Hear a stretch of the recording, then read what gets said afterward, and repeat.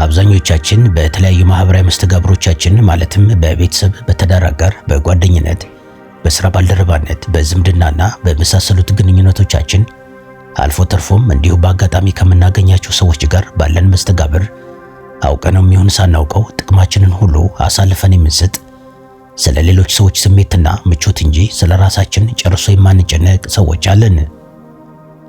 ሰዎችን ላለማስቀየም ስንል የራሳችንን እረፍት፣ ደስታና የውስጥ ሰላም በፈቃዳችን እንሰዋለን። ነፍሳችን በድካም እያለቀሰችና ውስጣችን እያረረ እምቢ ማለት ስንፈልግ አንደበታችን ግን የውሸት ፈገግታ ተላብሶ እሺ ለማለት ይገደዳል። ሌሎች እንዳይበርዳቸው ስንል የራሳችንን የህይወት ማገዶ አሟጠን እናነድና በመጨረሻ እኛ ራሳችን በብርድ ስንቆራመድ ማንም ሰው ዞር ብሎ አያየንም። የሌሎችን ሸክም ተሸክመን ትከሻችን ሲላጥ የገዛ ራሳችን ህይወት ግን ገደል አፋፍ ላይ ቆሞ ይንገዳገዳል። ይህን ሁሉ የምናደርገው ጥሩ ሰው ተብለን ለመጠራት፣ የሰዎችን ፍቅር ላለማጣት ወይም ማህበራዊ ግጭትን ለመሸሽ ብለን ሊሆን ይችላል። ነገር ግን እያንዳንዱን የቅርብ ጓደኛ፣ የሥራ ባልደረባና የቤተሰብ አባል ለማስደሰት በሚደረግ በዚህ የማያባራ የስነ ልቦና ባርነት ውስጥ እጅግ ውድ የሆነውን የራሳችንን ጤናማ ድንበር እናፈርሳለን፣ ማንነታችንንም እናጣለን። ይህ መልካም ሰው የመሆን አባዜ ራስን ወደ መጣል ሲያመራ ተግባሩ እውነተኛ የፍቅር መገለጫ ሳይሆን ስር የሰደደ የስነ ልቦና እስር ቤት መሆኑን አብዛኞቻችን አንገነዘበውም። እናም ዛሬ ለዓመታት የተሸከማችሁትን ይህንን ከባድ የሌሎች ሰዎች ስሜት ታወርዳችሁ የራሳችሁን ህይወት ሉዓላዊነት ለማስከበር ስትሉ ብቻ አንዳንዴ በሰዎች ዘንድ ክፉ መሆንን እንዴት መልመድ እንዳለባችሁና ያንንም እንዴት ተግባራዊ ማድረግ እንደምትችሉ የሚያሳዩ 10 ቀላል ቴክኒኮችንና የስነ ልቦና ጥበቦችን እነግራችኋለሁ። አንደኛ፣ የዋህነት እስር ቤትን ያለ ምህረት አፍርሱት። አብዛኛውን ጊዜ የሰዎችን ፍላጎት ከራሳችን ፍላጎት በላይ እንድናስቀድም የሚያስገድድ ድብቅ ማህበራዊ ጫና አለ። አንድ ሰው የሆነ ነገር ሲጠይቀን ውስጣችን እያረረን ቢሆን እሺ እንላለን። ምክንያቱም ካልተስማማን እንደ ክፉ ሰው ወይም እንደ ራስ ወዳድ ሰው እንቆጠራለን የሚል ጥልቅ የስነ ልቦና ፍርሃት ስላለን ነው።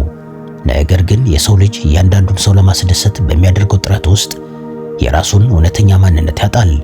የስነ ልቦና ሊቃውንት እንደሚያስረዱን ሰዎችን ለማስደሰት የምናደርገው አላስፈላጊ ጥረት ከፍቅር የሚመነጭ ሳይሆን ሰዎች ይርቁኛል ከሚል ስር የሰደደ ፍርሃት የሚመጣ ስነ ልቦናዊ ባርነት ነው።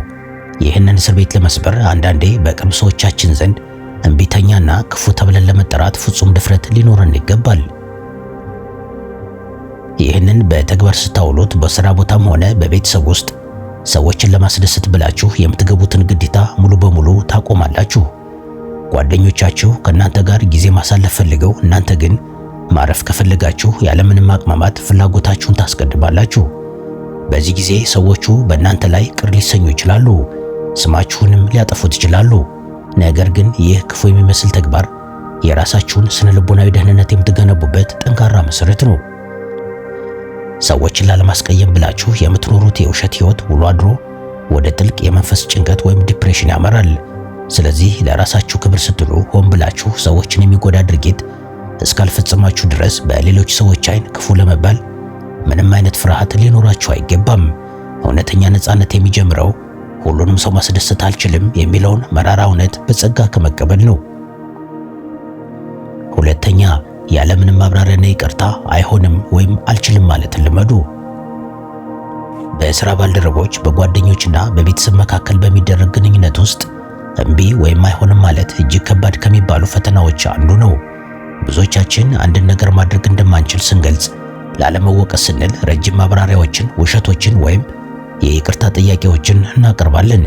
አንድ የሥራ ባልደረባችሁ ባልተገባ ሁኔታ የእሱን ሥራ እንድትሰሩለት ሲጠይቃችሁ ወይም የቤተሰብ አባል አቅማችሁ የማይፈቅደውን ነገር እንድትፈጽሙ ሲፈልግ ምንም አይነት ሰበባ ሳትደረድሩ ይህን ማድረግ አልችልም ማለትን ልትለምዱት የሚገባ እጅግ ጠቃሚ ስብዕና ነው።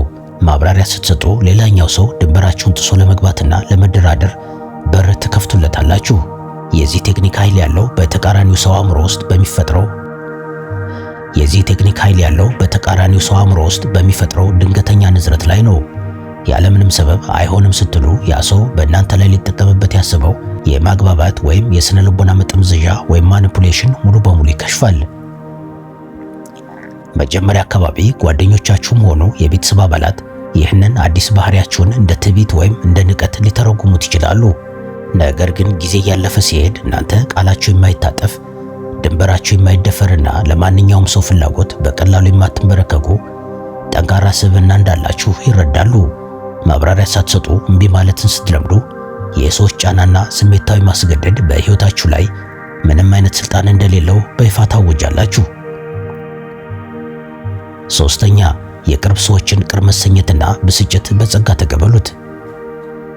ብዙውን ጊዜ ጤናማ የግንኙነት ድንበር ወይም ባውንደሪ ማበጀት ስንጀምር ለዓመታት በእኛ ልፋትና መስዋዕትነት ሲጠቀሙ የነበሩ የቤተሰብ አባላት፣ ጓደኞችና የሥራ ባልደረቦች በከፍተኛ ሁኔታ ይበሳጫሉ። ምክንያቱም እናንተ ስትለወጡ እነሱ ያገኙት የነበረው ነፃ ጥቅም ስለሚቋረጥባቸው ነው። አብዛኛው ሰው እነዚህ የቅርብ ሰዎች ሲያኮርፉት ወይም ሲበሳጩበት ማየት ስለማይችል በፍርሃት ወደ ኋላ ይመለስና ጥፋተኛ እንደሆነ በማሰብ ይቅርታ ይጠይቃል። ነገር ግን አንዳንዴ በሕይወት ውስጥ ማሸነፍ ማለት ሰዎች በእናንተ ላይ ያላቸውን የብስጭት ስሜት ምንም አይነት የመጠገን ሙከራ ሳታደርጉ እዛው ብስጭታቸው ውስጥ ትታቸዋቸው ማለፍ ማለት ነው። ይህ ጭካኔ የሚመስል ተግባር እውነተኛ የሥነ ልቦና ብስለት ማሳያ ነው። ሁሉም የሰው ልጅ የራሱ የሆነ ስሜት አለው። ሰዎቹ አንድ ነገር ስለተከለከሉ ወይም ስላልተስማማችሁላቸው ቢናደዱ የራሳቸው መብት ነው። እናንተ ግን ያንን የእነሱን ስሜት የማስተካከል ወይም የመቀየር ምንም አይነት ግዴታ የለባችሁም። አንድ የሥራ ባልደረባችሁ ያለ አግባብ ያዘዛችሁን ስላልፈጸማችሁለት ፊቱን ቢያጠቁር ያ የሱ ችግር እንጂ የእናንተ አይደለም። የሰዎችን አኩራፊነትና ቅሬታ ልክ እንደ ወቅታዊ የክረምት ዝናብ አድርጋችሁ ማየት አለባችሁ። ዝናቡ እስኪያባራ መጠለል እንጂ ሰማዩን ለመሸፈን መሞከር አያስፈልግም። ጓደኞቻችሁና የቤተሰብ አባላት ቁጣቸው የእናንተን ውሳኔ እንደማያስቀይረው ሲረዱ የራሳቸውን ስሜት በራሳቸው ማስተዳደር እንዳለባቸው ይማራሉ። የሰዎችን ቅር መሰኘት ለመሸከም ፈቃደኛ መሆን ከማህበራዊ ባርነት ነፃ የሚያወጣ እጅግ ታላቅ የውስጥ ኃይል ነው። አራተኛ፣ ሰዎች የራሳቸውን ፈተና ራሳቸው እንዲቀምሱት ፍቀዱ። በተለይም በቤተሰብና በረጅም ጊዜ የጓደኝነት ግንኙነት ውስጥ ሰዎች በተደጋጋሚ ለሚሰሩት ስህተትና ለሚገቡበት ችግር ሁልጊዜም ደርሰን የምናድናቸው ከሆነ ጤናማ ያልሆነ ጥገኝነት ወይም ኮዲፔንደንሲ እንፈጥራለን። ወንድማችሁ፣ እህታችሁ ወይም የቅርብ ጓደኛችሁ በገንዘብ አያያዝ፣ በሥራ ወይም በግል ሕይወታቸው የሚያጠፉትን ጥፋት እናንተ ሁልጊዜ የምትሸፍኑላቸው ከሆነ ሰዎቹ ከስህተታቸው እንዳይማሩ ትልቅ እንቅፋት እየሆናችሁ ነው። አንዳንዴ እጅግ በጣም የምትወዱትን ሰው እንኳ በስህተቱ ምክንያት ሲወድቅ የራሱን መጥፎ ውሳኔ መዘዝ ሲቀምስ ዝም ብሎ መመልከት ትልቅ ክፋት ቢመስልም ለሰውየው እውነተኛ ሕይወት ግን ወሳኝ የሆነ ሕክምና ነው። እውነተኛ ፍቅር ማለት ሰዎችን ከውድቀት ማዳን ብቻ ሳይሆን ውድቀታቸውን ተሸክመው ማደግ እንዲችሉ መፍቀድም ጭምር ነው። ይህንን ለማድረግ በውስጣችሁ ያለውን ያለኔ ሕይወታቸው ይበላሻል የሚለውን አደገኛ የአዳኝነት ስሜት አውልቃችሁ መጣል አለባችሁ። የሥራ ባልደረባችሁ ኃላፊነቱን ባለመወጣቱ ከሥራ አስኪያጁ ጋር ቢጋጭ ገብታችሁ አታስታርቁ። የቅርብ ጓደኛችሁ በራሱ ቸልተኝነት ለችግር ቢጋለጥ የራሳችሁን እረፍት አሳልፋችሁ በመስጠት አትታደጉት። መጀመሪያ ላይ በቤተሰብም ሆነ በማህበረሰቡ ዘንድ ጨካኝ ተብላችሁ ልትፈረጁ ትችላላችሁ። ነገር ግን ሰዎቹ የድርጊታቸውን ሕመም በራሳቸው ቆዳ ላይ ሲለማመዱ የራሳቸውን ሕይወት በኃላፊነት መምራት ይጀምራሉ። አንዳንዴ ለሰዎች የምናደርገው ትልቁ ውለታ ምንም አይነት እርዳታ ባለማድረግ የራሳቸውን ጥንካሬ እንዲያገኙ መግፋትም ጭምር ነው። አምስተኛ፣ ስሜትና ጉልበትን ከሚመጡ የቅርብ ሰዎች ጋር ያላችሁን ግንኙነት ገድቡ። በሕይወታችን ውስጥ አብረውን ያደጉ ጓደኞች፣ የሥጋ ዘመዶች ወይም የረጅም ጊዜ የሥራ ባልደረቦች ሊኖሩ ይችላሉ። ነገር ግን እነዚህ ሰዎች በተገናኘን ቁጥር ጉልበታችንን የሚመጡ፣ ስሜታችንን የሚያደነዝዙና ብሩህ እይታችንን የሚያጨልሙ ከሆነ እነሱን ከሕይወታችን ውስጥ ቆርጦ ማውጣት ግድ ይለናል። በስነ ልቦና ጥናት እነዚህ ሰዎች ኢሞሽናል ቫምፓየርስ በመባል ይታወቃሉ። አንድ ሰው የቤተሰብ አባል ወይም የልጅነት ጓደኛ ስለሆነ ብቻ የሕይወታችሁን ጸጋና ውስጣዊ ሰላም እንዲያጠፋ መፍቀድ የለባችሁም። በነገራችን ላይ ግንኙነትን መቁረጥ ማለት የግድ ተጣልቶና ተሰዳድቦ መለያየት ማለት አይደለም። ይልቁንም ለሰዎች የምትሰጡትን ጊዜና ትኩረት በከፍተኛ ደረጃ መቀነስና ድንበርን ማበጀት ማለት ነው። እነዚህ ሰዎች እናንተን የስሜታቸውና የችግራቸው ማራገፊያ ቆሻሻ ገንዳ አድርገው ሊጠቀሙባችሁ ሲመጡ አሁን ለዚህ ጉዳይ ጊዜ የለኝም ብላችሁ የልባችሁን በር ገርበብ ስታደርጉባቸው ተቀየረ፣ ኮራች ወይንም ዘመድ ረሳ፣ ዘመድ ረሳች የሚል ሰፊ የሐሜት ዘመቻ ሊከፍቱባችሁ ይችላሉ። ነገር ግን ይህንን ማህበራዊ ውግዘት ችላ ብላችሁ ነፍሳችሁን ከመርዛማ ሰዎች ስታድኑ በህይወታችሁ ውስጥ ለምትፈልጓቸው ጤናማና አዳዲስ ግንኙነቶች ሰፊ ቦታ ትፈጥራላችሁ። የራስን ውስጣዊ ሰላም ለመጠበቅ ሲባል አንዳንዴ ጨካኝና ቆራጥ መሆን የህይወት ግዴታ ነው። ስድስተኛ፣ ድንበር ጥሰው ሲገቡ አስፈላጊውን አጸፋዊ ምላሽ ስጡ። በተለይም በስራ ቦታና በጓደኞች መሃል አንዳንድ ሰዎች ቀልድ በማስመሰል ወይንም በተዘዋዋሪ መንገድ የእናንተን ማንነት ዝቅ የሚያደርግ ንግግር ይናገራሉ። በተለይም በስራ ቦታና በጓደኞች መሃል አንዳንድ ሰዎች ቀልድ በማስመሰል ወይም በተዘዋዋሪ መንገድ የእናንተን ማንነት ዝቅ የሚያደርግ ንግግር ይናገራሉ። አብዛኛው ሰው እንዲህ አይነት ጥቃት ሲሰነዘርበት ነገሩ እንዳይካረርና ሰላም እንዳይደፈርስ በማሰብ በፈገግታ ያሳልፈዋል ወይም አብሮ ይስቃል። ነገር ግን ይህ ዝምታ ለተሳዳቢው ሰው አረንጓዴ መብራት ነው። አንዳንዴ ሰላም አስከባሪ መሆንን ካባውልቆ ድንበር ጥሶ የገባን ሰው እዛው ባለበት ቦታ ላይ እንዲቆም ማድረግ ተገቢና ፍትሃዊ የሆነ ድርጊት ነው። አንድ የሥራ ባልደረባችሁ ወይም ጓደኛችሁ በማንነታችሁ ላይ ተገቢ ያልሆነ ትችት ሲሰነዝር የክፍሉን ድባብ ማበላሸት ፈርታችሁ ዝም አትበሉ።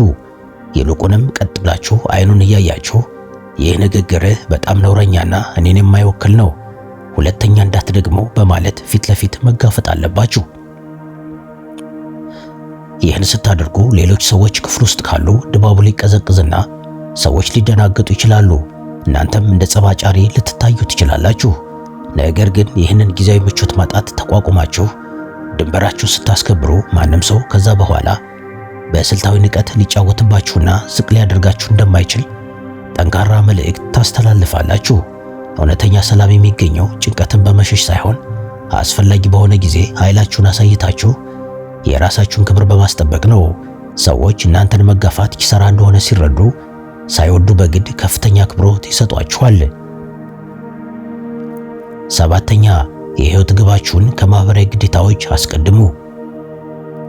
በቤተሰብና በጓደኝነት ዓለም ውስጥ በየሳምንቱ የሚደረጉ ስብሰባዎች፣ የልደት ድግሶች፣ ሰርጎችና የተለያዩ ማህበራዊ ግዴታዎች አሉ። ብዙዎቻችን የራሳችንን ህልም፣ ትምህርት፣ ስራ ወይንም እረፍት አቋርጠን በእነዚህ ዝግጅቶች ላይ የምንገኘው ሰዎች አልመጣም ብለው እንዳይታዘቡን ወይም እንዳይቀየሙን ብለን ነው። ነገር ግን ታላቅ ስኬትንና የህይወት ከፍታን የሚፈልግ ሰው አንዳንዴ ለእነዚህ ማህበራዊ ግዴታዎች ሙሉ በሙሉ ጀርባውን መስጠት አለበት። የእናንተ የህይወት ግብ ፕሮጀክት ወይም የቤተሰብ ጊዜ ከጓደኛችሁ ተራ የቡና ጠጣ ጥሪ ጋር ከተጋጨ ያለምንም ማቅማማት የራሳችሁን ስራ ማስቀደም ልትለምዱት የሚገባ እጅግ ወሳኝ እርምጃ ነው። ለሰው የማይደርስ ሰው መባልን መፍራት የራሳችሁን ህልም ገድሎ የሌሎችን ድግስ በማሞቅ ላይ እንድትወሰኑ ያደርጋችኋል። በነገራችን ላይ ይህ ቴክኒክ ከፍተኛ የሆነ ስነ ልቦናዊ ድፍረትን ይጠይቃል። ቤተሰብ ወይም ጓደኞች በጣም ኮራ፣ ከሰው ተለየ እያሉ ሊያማርሩ ይችላሉ። ነገር ግን የዓለማችን ታላላቅ አሳቢዎችና ስኬታማ ሰዎች ታሪክ እንደሚያሳየው ታላቅነት የሚገኘው በሰዎች ጭብጨባ ውስጥ ሳይሆን በጥልቅ ብቸኝነትና ትኩረት ውስጥ ነው። የሰዎችን የዕለት ከዕለት ግብዣና የማይጠቅም ግርግር ውድቅ አድርጋችሁ በራሳችሁ ግብ ላይ ስታተኩሩ መጀመሪያ ላይ እንደ ጠላትና እንደ ክፉ ሰው ልትቆጠሩ ትችላላችሁ። ሆኖም ከዓመታት በኋላ ያ በሰዎች ዘንድ ክፉ ያስባላችሁ ባህሪ ታላቅ ፍሬ አፍርቶ ሲታይ ያገለላችሁ ማህበረሰብ ተመልሶ የእናንተን ስኬት ለማክበር ከደጃፋችሁ ይቆማል። ስምንተኛ፣ ለሀብታችሁ፣ ለጊዜያችሁና ለጉልበታችሁ ጥንቃቄ አድርጉ። ከጓደኞችና ከቤተሰብ አባላት ጋር በሚኖረን ግንኙነት ብዙ ጊዜ ገንዘባችንን፣ ጊዜያችንንና ጉልበታችንን ያለምንም ገደብ እንሰጣለን።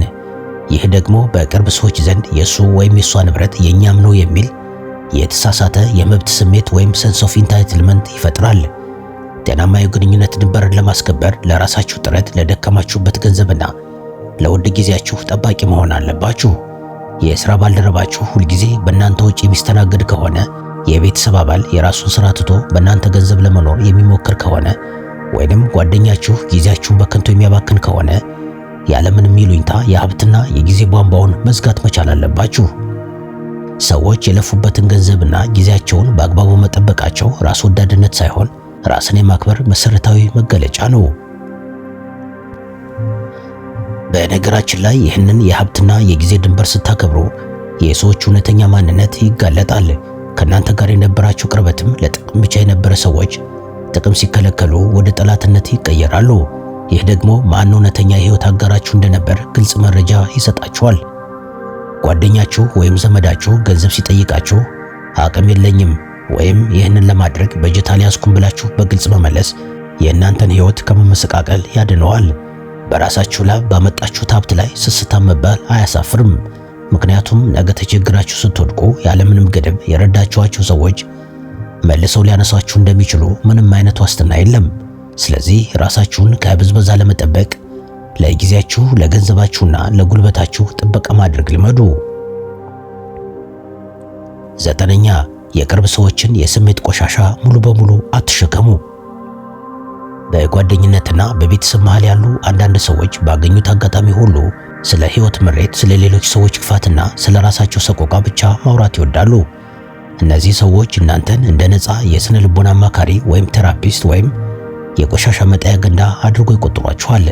የቅርብ ሰው ናችሁ በሚል ሳቤ የሌላውን ሰው የስሜት ጭነት ወይም ኢሞሽናል ባጌጅ በየቀኑ ማዳመጥና መሸከም የራሳችሁን አእምሮ በከፍተኛ ሁኔታ ይመርዘዋል። የህይወት ተነሳሽነታችሁንም ያጠፋዋል። አንዳንዴ ጥሩ አድማጭ የሚባለውን የውሸት ስም አውልቆ ስለዚህ ያሉታዊ ነገር መስማት አልፈልግም ብሎ ሰዎቹን አፍ ማስያዝ በህይወታችሁ ሊኖራችሁ የሚገባ ትልቅ ብቃት ነው። ይህን ለማድረግ ታዲያ ሰዎች በማያባራ የሐሜትና የቅሬታ ዙሪት ውስጥ ሊከቷችሁ ሲሞክሩ ንግግራቸውን በመሃል አቋርጣችሁ አቅጣጫውን መቀየር ወይም አካባቢውን ለቃችሁ መሄድ አለባችሁ። ጓደኛችሁ ሁልጊዜ ስለ አንድ አይነት ችግር እያማረረ ነገር ግን መፍትሄ ለመውሰድ ፈቃደኛ ካልሆነ ይህንን ጉዳይ ደጋግመነዋል፣ መፍትሄ ካልፈለክለት በስተቀር ዳግመኛ ባናነሳው መርጣለሁ ብላችሁ ቀጥተኛ ማሳሰቢያ መስጠት አለባችሁ።